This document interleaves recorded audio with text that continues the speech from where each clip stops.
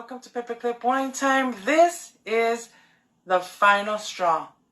I am irritated, I'm in quarantine, and I'm trying to do this right, but I can't. So we're going to go ahead and wait on Eileen to join us real quick. Hey, Eileen. Hola! Yay! All right. I am quarantined, and I cannot expose her to be exposed to this. Even if I'm not positive, I have to be very careful. So Facebook was leaving me mad, and we figured let's just do this on Instagram right now because we know how to manage Instagram. And here we are. We do have a topic in mind today. Eileen, do you want to share the topic? Today's topic is not a happy topic, but it's a realistic topic. Why we all go through a little emotion called depression. Yes. Obviously, different levels and sources that cause depression, but I think as women, we put a lot of pressure on ourselves and could end up in a state of depression of some sort. Yeah. I think that's one. I think not so much women right now. I mean, obviously women are in depression right now. I know I personally, and this is something I've been using lately in the last few episodes, I personally have experienced it, and especially right now, being locked up in my room 24/8 now. Yeah. 24/8, talking to nothing but the walls, and Eileen when she calls me, or my other friends when they call me, or when I'm arguing with the TV because I don't like what the episode is showing. But even though I smile, it is a bit of a depression. It is depressing being locked up, and I know a lot of people are going through this right now. A lot of people that are quarantined, and I mean, I feel extra terrible for people that are confirmed COVID cases right now and are isolated and they're sick and they can't be around their families. So depression is a really big subject right now, and it's really hard to talk about. But we also, one of the goals that we do have in mind with this podcast, with this platform of ours, is making sure that we open the way, a regular thing, and make it an easy conversation, because depression is serious. Depression is hard. Depression takes a lot more than one things. So, yeah. So we need to normalize it. We need to make sure that everyone talks about it, because right now you can see a lot of people, and I managed to have these last few days, I've had my own depression slump. But, I have great people in my life, you included, right here, you included, who all of a sudden bust out with, oh, let me go ahead and get you, let me make you a lasagna. Well, tenías antojitos, and I gotta feed you. So, you're gonna be cramped. Why? I dropped you. Oh my God. I had hurt my hand. Let me pick you back up. But, yes, you were saying, Eileen? First of all. Oh, okay. So usually when we are together, we do a wine night. So we usually have our wines, but since we're apart, we can't do wine. So she's got, what is that, a michelada? A michelada piña, not just any piña, spicy piña. Brought to you today by Estrella Jalisco. You see, and I have this wonderful, and this is my fancy Starbucks cup. You add ice and it changes color. I think you can see the blue and the purple. No, I guess not. This is my very, I'm going to call it my vodka on the rocks, although it's just lemon water. It used to have ice. But, if I'm quarantined with a suspected case of COVID, I want to make sure I stay as healthy as I can, especially right now, because, yeah, depression's a bitch. Hold on. Ready for it? What?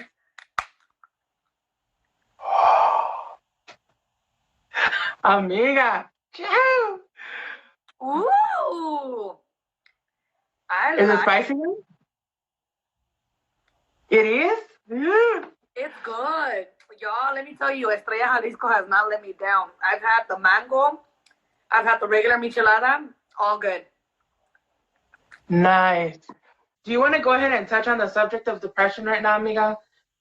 Yeah, sure. Have you ever gone through depression? I know that, like you said, during this time of COVID-19, that we're living in this 2020 year of unfortunate events that have happened, depression has probably gone up in numbers more. People who have maybe never experienced it are now maybe experiencing it.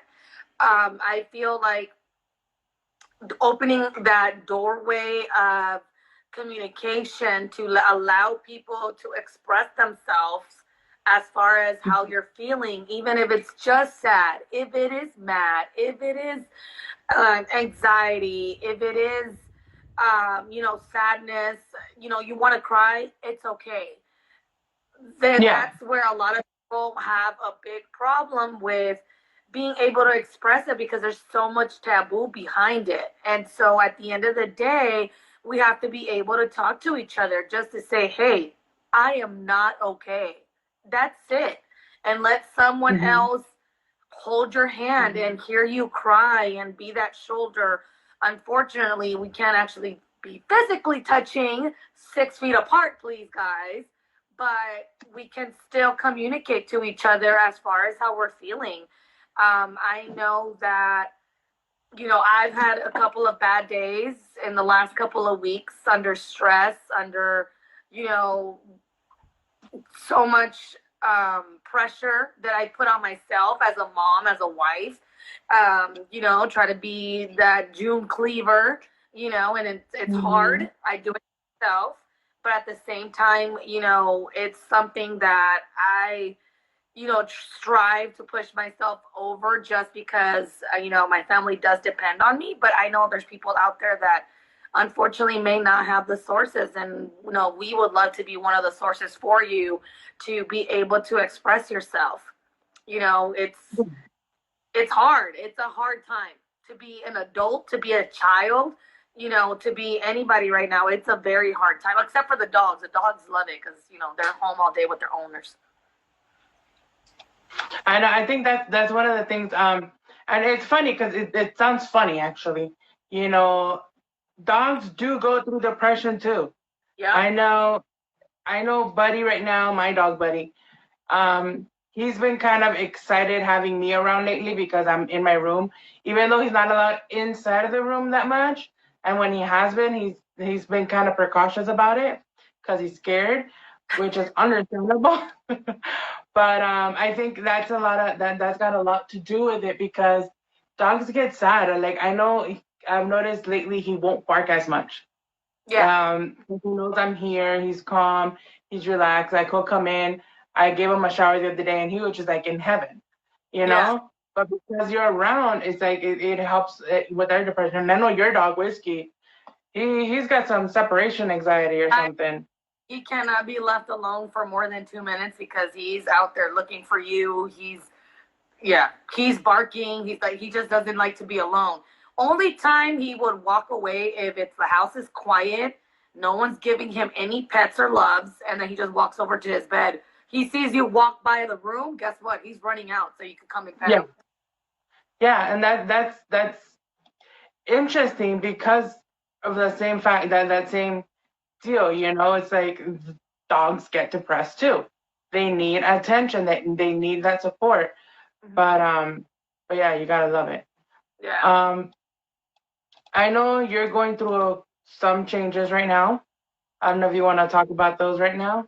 Well, that can cause depression.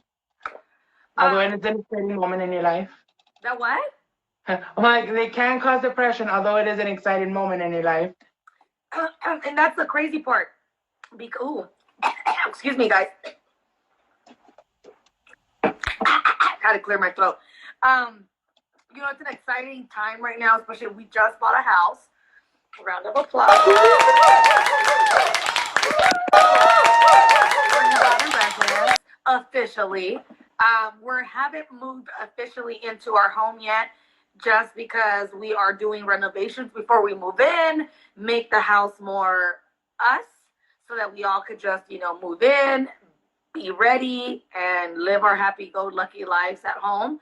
But with all of that, even though everything has ended as far as the stressful process of buying a home, which luckily I was blessed. I had a great real estate agent and a great lender who became friends, who helped me out, Connie and Amy, and made it so easy. But now it's the whole renovation money going into the house that we did have saved, but we're not planning to use it all. And it just feels like your bank account is just going lower and lower and lower. Excuse me.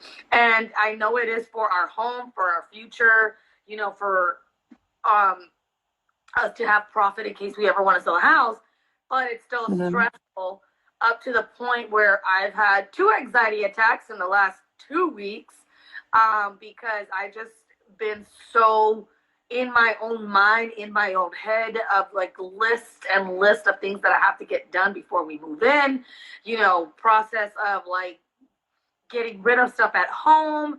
What are we going to need in the new home, in the apartment? And then what are we going to need in the new home? And it's just a lot of pressure builds up to the point that I end up getting an anxiety attack, and I have to call my amiga here to help me calm down before I do anything else, because I get to the point I'm crying, my hands are shaky, I can't catch my breath. And, even though it's not maybe me boohoo crying, I'm still in a depressed state of mind because of that stress. And that's why I'm getting those attacks. Yeah, and I mean, in that case, obviously, it's not so much depression as it is anxiety, but it does kind of add up to it, because anxiety can lead to depression if it keeps going untreated, And that's one of the good things one of the things that I admire, and when it comes to you, is when to ask for that help.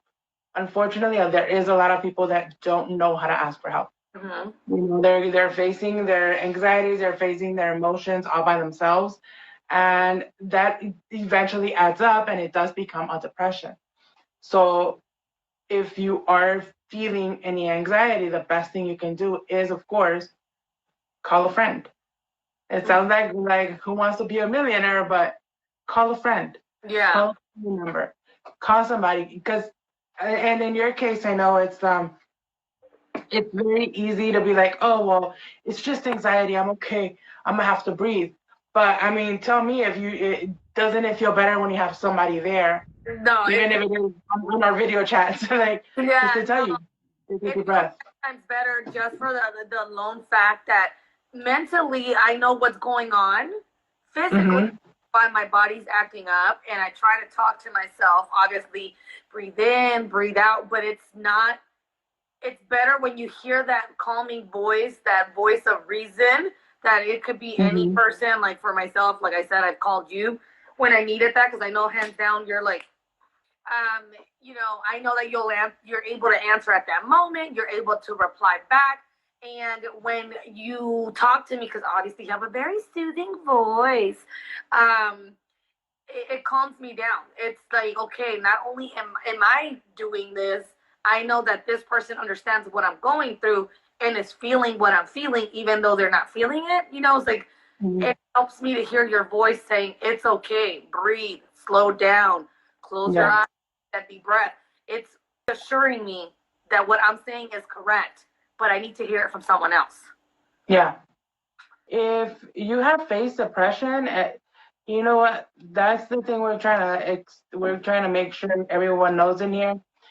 Our goal is to make sure to normalize the conversation about it, because we do want to make sure that everyone knows, hey, depression happens to everybody, especially right now during COVID times. This is a crazy time, so let's talk about it. Let's normalize this. If you've been through depression, what's causing you depression? Let us know. We want to know. We want to make sure that if we have any input that can help you in your situation, if we have the input, you can get our advice. We are not therapists. We are just human beings that have gone through a lot of this. I'm gonna keep it like that. I'm gonna keep it PG today. In my personal experience, I've been to that point where you neglect or you ignore your depression. Have you ever been through that, Eileen? Yes, there's been times where I would say that I am in denial of the fact that I might be having a bad day, a sad day, a depressed day.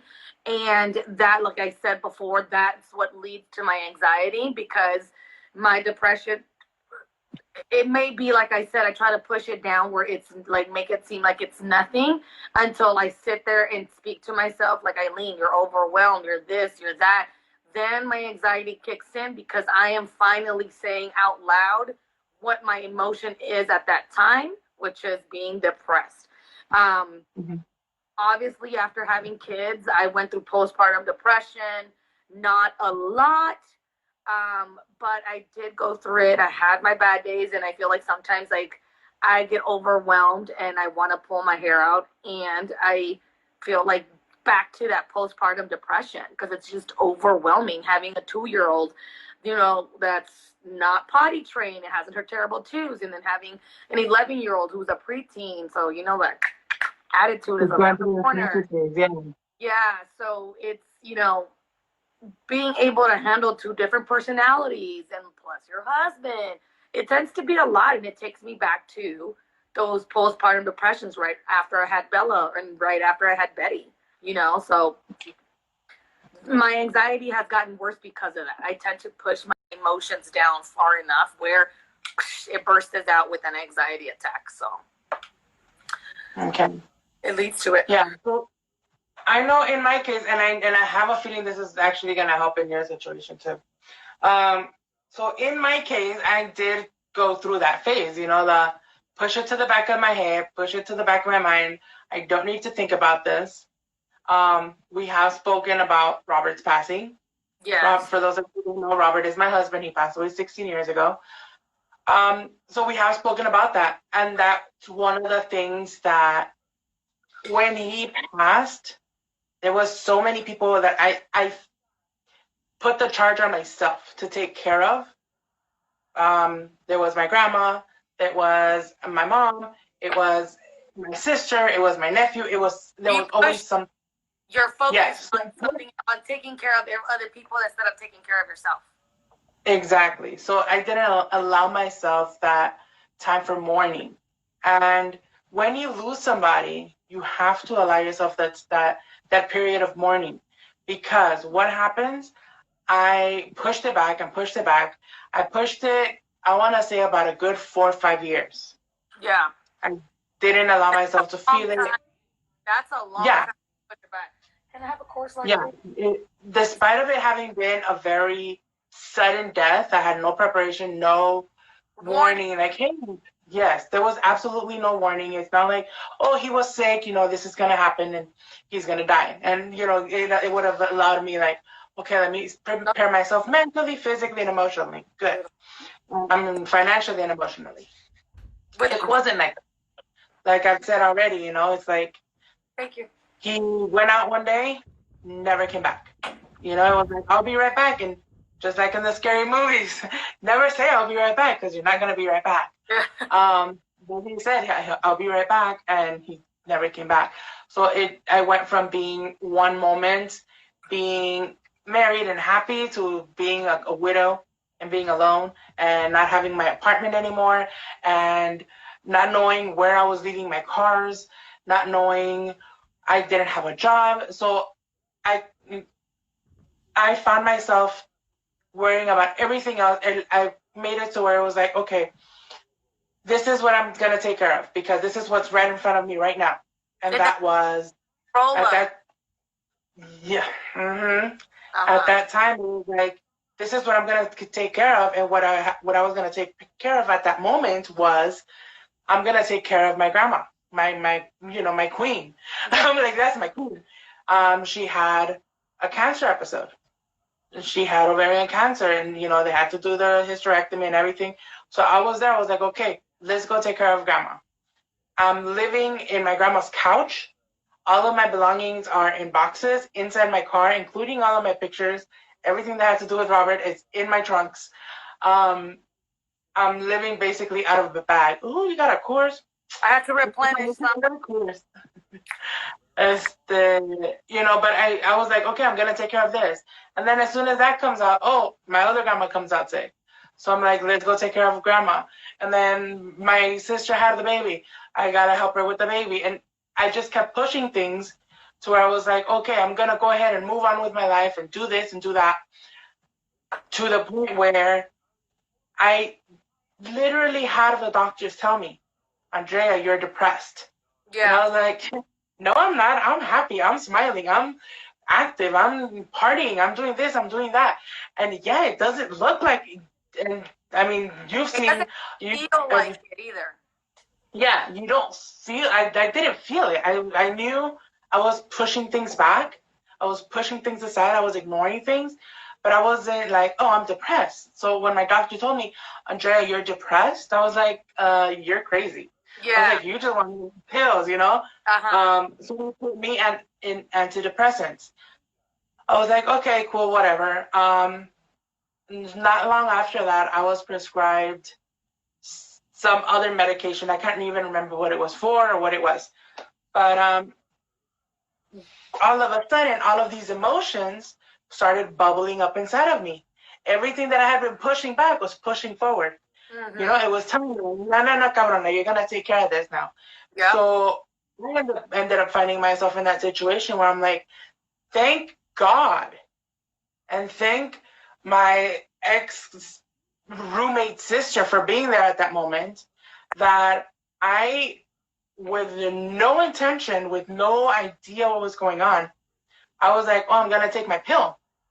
I take my medication, and here I am. I'm like, I'm going to take my pill, I'm going to drink, do whatever I got to do. I'm passed out on the first floor of my townhouse, right on the living room. I'm passed out. My then roommate sister comes over because she used to go to school down the street. So she comes over and finds me passed out. Apparently, and she ended up having to call the paramedics. I found myself to where I had somehow OD'd on antidepressants and whatever the other thing that I was taking was. Uh-huh. But what the doctors afterwards told me was, hey, I was like, oh yeah, I took the pill that the doctor gave me and I drank them with water. They're like, no. Apparently, I had drank acetone. That's how gone I was in my head. Oh. I had drank my medication with nail polish remover. Jesus Christ. So fortunately, they got me to the hospital on time. They made me puke.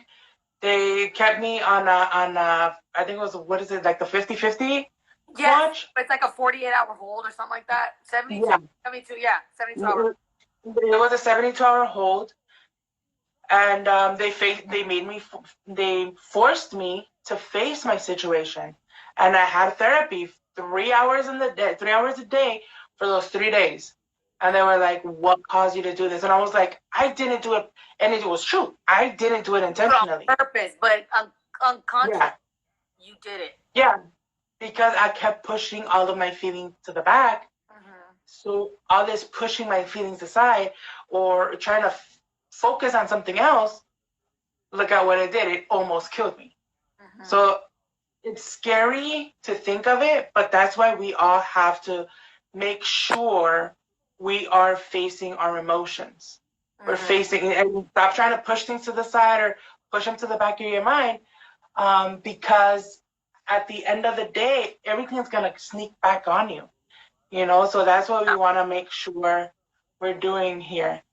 We always have to make sure that we are facing our stresses, our issues head to head. And if we feel that, or if you feel like, hey, you know what, this is just a little too much for me, therapy is key. There is so many things right now. Oh my God, there are so many things you can find therapy in. Have you ever looked for therapy? No, I don't believe in therapy myself. For me, Mm. That was me. That was me. My mom is an avid believer in the therapy. When I was a kid, and you know the situation that was happening at that time, I had to go to therapy. It was kid therapy, but it was therapy. Yeah. Funny for me, I never told my therapist the situation that took me to therapy. That's crazy. But here's the thing. But I did take into consideration all the keys that my therapist gave me in our therapies to eventually tell my parents what had happened. Oh crap. So, oh yeah, they give you keys. They give you like little hints like, hey, try this day, try this day, try this. So when you're doing that, you think about it enough to where it gets stuck in the back of your head. You know, it just stays there, and it comes out when you're ready for it. Because my therapist knew her name, God bless her, name is Kim. I remember she would tell me, "You're not ready to tell me," and I was like, "No, I don't know what you're talking about. I don't know what you're talking about." I went with her. I think it was for 2 or 3 years, and was it Kim or Amy? One of those two names. But she was a really sweet lady, and yeah, she would always tell me like, "You don't want to talk about it. I'm not gonna force you, but this is what I want you to practice this week. This is what I want you to remember. This is what I want you."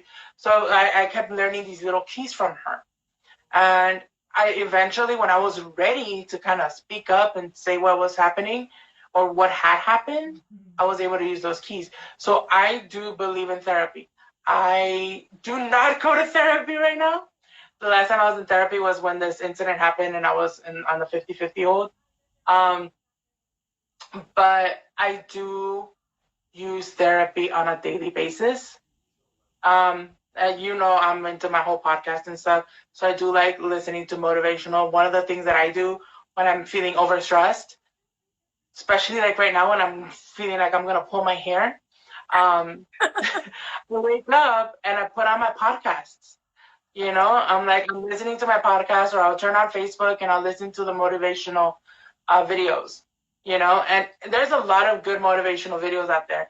And as long as you start your day every day with something positive, it helps you lighten up the mood. Yep. So that's what I have noticed, and that's what I do. That's my key that I took from my therapy. And this is like, okay, this is what I'm gonna do. I'm gonna start my day, whether it's just sitting down or just laying down in bed. And I did this today. I woke up this morning, and before I even put my feet on the ground, I just sat up in bed, even though my bladder was about to explode. I sat up in bed, I prayed, and I meditated for 5 minutes. That's all I did. 5 minutes. That's why I sit there. Meditate. I don't do that. Yeah, meditation is so good because it really does like clear your head. It's just like, don't think about anything. Don't think about what you have to do, or oh, I have to pee, or oh, I have to do this. Don't think of anything. Just empty out your mind. If you need to listen to a little soothing music or something, and I do that because I have my Alexa and I turn her on, and I'm like, give me some good meditation music. And it's just like, I think this morning it was just like forest sounds. Yeah. And I was like, okay. And it totally relaxes me. Especially because right now I want to avoid depression, being locked up. Yeah. So I'm like, it totally relaxes me. I'm like, and all I do is 5 minutes. I'm like, just 5 minutes today, and I'm like, okay, I prayed, I meditated, let's get up and get going. Even though I didn't go anywhere. I only went as far to the kitchen. That's pretty much it. But yeah, you know, and then I've noticed that days when I don't do that, I just want to stay in bed and do nothing. So I can, at least through therapy, I have been able to recognize when depression is starting to stumble on me. I don't do retail therapy like Kelly. Well, kind of. I do thrift shopping therapy. Thrift shopping therapy, I concur. I love it. It's relaxing. Not walking around through the what do you call that? Oh my God, the racks of clothes. Never knowing what you're gonna find as a treasure. I have so many vintage dresses that I paid no more than $7. Yes, they don't fit my fat ass, but I still have them in my closet, and it made me feel good at that moment, even though it made me feel bad when it didn't fit. But you know what? Okay, for those of you who don't know, Eileen does have a little shop on her, what is it, on Poshmark and on Mercari and on Depop. I sell reused items that I find for a really good price, and I resell them for a very good price also. Obviously, I have to make some type of profit, but usually I try to put a lot of vintage inspired clothes on there. So Yeah. And it's a lot of beautiful stuff. And we are gonna go ahead and add that. We're gonna add a link to our social media for that. Girl, we gotta get you some business. But yeah, and you know, you always gotta be, for those of you who don't have the time or don't have the patience, like somebody I knew, to go through every rack to see what you can find. Hey, homegirl over here does it for you for a small profit. So, you know, if you want something vintagey, check out her pages. It's really awesome. I do personal shopping. I've done it for a couple of other friends where obviously I know the good deals when I see them and I know what they like. So I would go out and shop for them and find them stuff that I know would either fit them, they would like, all this good stuff. And then I would go ahead and, you know, show them the stuff and whatever they wanted to pick out and, like, you know, keep, then they will pay me either, like, you know, what I paid for plus, like, you know, let's say 25% profit or something like that. Mm-hmm. And, you know, and then I would dress them pretty much. And then the stuff that they didn't want, I would keep and also resell it on my shop. So. Mm-hmm.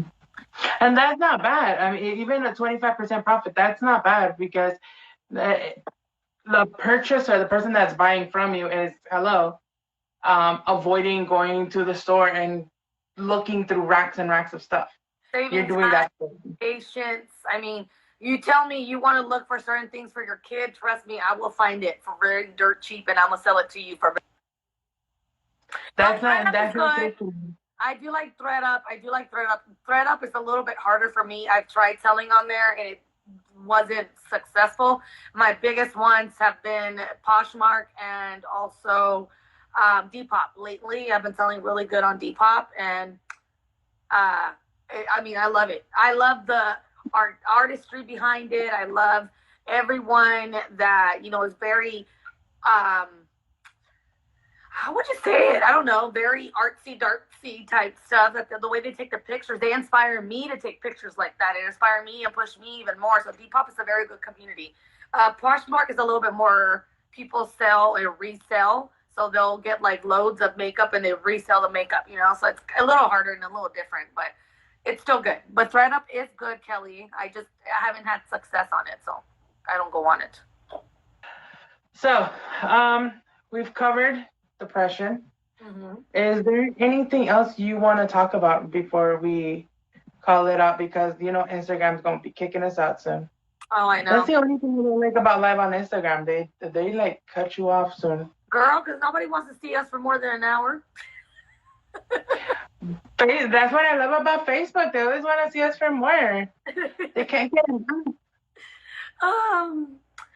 Nothing. I mean, the only other thing that I could add is just, you know, self-love is another, like, big reason a lot of people, you know, end up a little bit depressed. I know I've had that where I don't like how I look. I don't like how I feel. I don't like how I act. I don't like how I speak.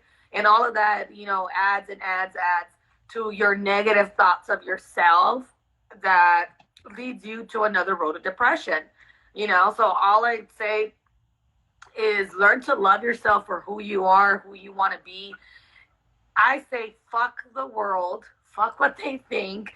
At the end of the day, nobody pays their bills. No one takes care of you but you. So, like, my favorite line since I was in high school, ain't nobody gonna love me like I love myself. Mm-hmm. And, you know, it still have bad days and good days with it, but, you know, I have better days with it than, you know, bad days. So, love you, boo-boo. Love you too. One thing I do want to throw out there before we end our live for tonight is a resource. Mm-hmm. Obviously, depression does lead you to attempt suicide. A dark hole. Very dark moments. Exactly. So, always reach out. There's always, if you can't reach a friend, if you can't reach a family member, there is the National Suicide Prevention Hotline. That's good even if you are just depressed. If you just need to get out of your anxiety, you need to get out of your darkness, make sure to call the National Suicide Prevention Hotline. That's 1-800-273-8255. That I'm going to go ahead and attach that to our page because that is something that I do want to bring up. That is one of the reasons that I brought this whole subject up. We are seeing a lot of suicides. Sadly, the government is saying, "Oh, it's a COVID death." A lot of these are not COVID deaths. These are a lot of them. A great number of them are suicides. Are suicides of family members of those who have passed from COVID. Are suicides of COVID positive patients that are just going bananas, being locked up. Because through my experience, I know I want to strangle myself once in a while. Luckily, I do have this really nice big window right here that leads me out to the backyard. I don't do it because it's too dang hot, but I got my TV here and I watch Pride and Prejudice and I'm happy. Or I have friends call me for 2-hour conversations or 2.5-hour conversations. I'm just saying. But if you don't have that, if you don't have these resources, make sure you have a number on file, make sure you have your speed dial set. You guys, even the smartphones still have a speed dial. Have your main people on your speed dial and make sure that one of those numbers on your speed dial is the National Suicide Prevention Hotline. If you don't wanna say like, hey, I'm suicidal or anything, you can easily, yes, Kelly, I do see your comments. A lot of people are unemployed and they're losing their homes. Call the suicide prevention, call 211. If you can't memorize the 1-800-273-8255 number, call 211. 211 is a resource for everybody. It is really easy to remember. Just don't call 911, call 211, and they will go ahead and direct you to National Suicide Prevention, Boys and Girls Club, whatever it is you need to talk to. But please always make sure that you guys are looking for support. Nothing is too bad that you can't get through it. It's very important. This is a very delicate subject, and like I said, I do want to make sure we shine light on it and normalize this conversation because at the end of the day, nobody wants to lose a family member. Nobody wants to be sad. Sadness, depression is a very serious thing. It's a very real thing. And with that little nugget right there, I can't do nothing but want to squeeze her cheeks, but I can't right now. I can't squeeze her cheeks. So yeah, guys, thank you guys so much for joining us. Hopefully next week, I already have my results and they're negative, and we can do this live and we can go back to our regular scheduled programming on Facebook at 9:20. So if you guys are joining us tonight for the first time, beware, every Saturday night we do a Facebook Live at 9:20 on our Facebook page at facebook.com/paperclip wine time. No spaces, no dashes, just paperclip wine time.